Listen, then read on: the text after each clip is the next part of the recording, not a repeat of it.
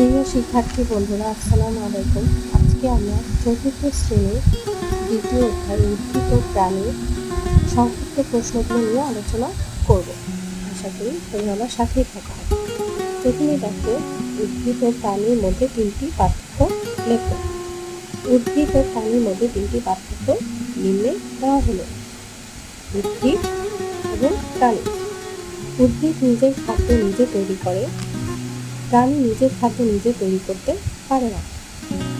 উদ্ভিদের দেহ, মূল, কাণ্ড, পাতা রয়েছে।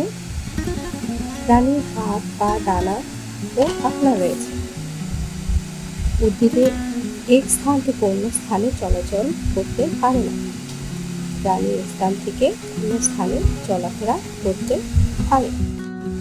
2 নম্বর প্রশ্নটি দেখো, কি কি কারণে পরিবেশের পরিবর্তন হয়? নিম্নলিখিত 2টি কারণে পরিবেশের পরিবর্তন হয়। ঝড়, বন্যা ও খরার মতো প্রাকৃতিক দুর্যোগের কারণে, মানুষের নানা কার্যকলাপের কারণে। 3 নম্বর প্রশ্নটি দেখো, উদ্ভিদ ও প্রাণীর 4টি আবাসস্থলের নাম লেখো।